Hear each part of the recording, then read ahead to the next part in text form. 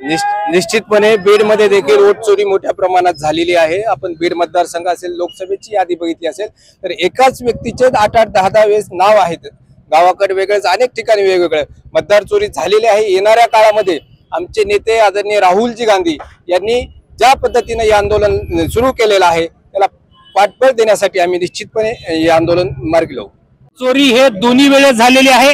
लोकसभेच्या वेळेस संविधान वाचवायची लढाई आमची होती आणि ती अजून ती कायम आहे। आज लोकशाही वाचवणं म्हणजे संविधान वाचवण्याची लढाई राहुलजींनी हातामध्ये घेतली। गेली लोकसभा झाल्यानंतर 6-7 महिने हे सगळे एव्हिडन्स गोळा करायला काँग्रेस पक्षाला लागलं आणि हे एव्हिडन्स कुणी काही काँग्रेस पक्षाने स्वतःच्या घरी राहुल गांधींनी तयार केलेले नाहीयेत। हे निवडणूक आयोगाने जे त्यांना पुरावे दिले त्या पुराव्याच्या आधारे त्यांनी राहुलजींनी पटवून दिलेलं आहे की हे सगळे मत चोरी झाली का नाही। मग ती मत चोरी लोकसभेमध्ये पण झाली आणि विधानसभेमध्ये पण झाली, पण आता येणाऱ्या निवडणुका ज्या आहेत त्या निवडणुकामध्ये तरी मत चोरी झाली नाही पाहिजे। आणि या मोदी सरकारला असेल राज्य सरकारला कुठल्याही प्रकारचा संविधानिक अधिकार नाहीये या पदावर राहायचा, त्यांनी राजीनामा दिला पाहिजे। म्हणजे यामुळे आम्ही हे मशाल मोर्चा काढलेला आहे। जे परवा आमचे नेते विरोधी पक्ष नेते आदरणीय राहुलजी गांधी यांनी या देशाला दाखवून दिलं की हे जे मोदी सरकार लोकसभेमध्ये आलंय, विधानसभेमध्ये आलंय, ते हे वोट चोरी करून आलेलं आहे।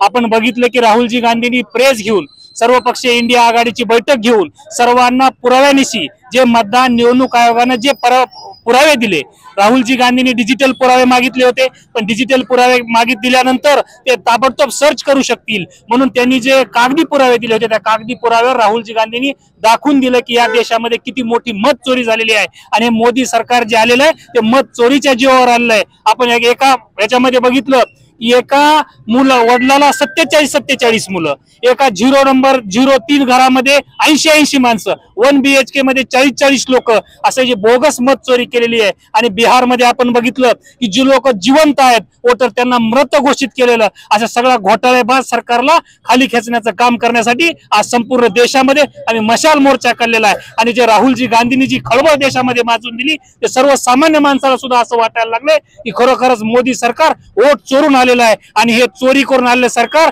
खाली गेलं पाहिजे। आणि आज मोदी सरकारनं राजीनामा दिला पाहिजे, कारण हे लोकशाही मार्गाने आलेलं सरकार नाही। म्हणून आम्ही ह्याचा निषेध नोंदवण्यासाठी आज बीड जिल्हा काँग्रेस कमिटीच्या वतीने आम्ही मशाल मोर्चा काढलेला आहे।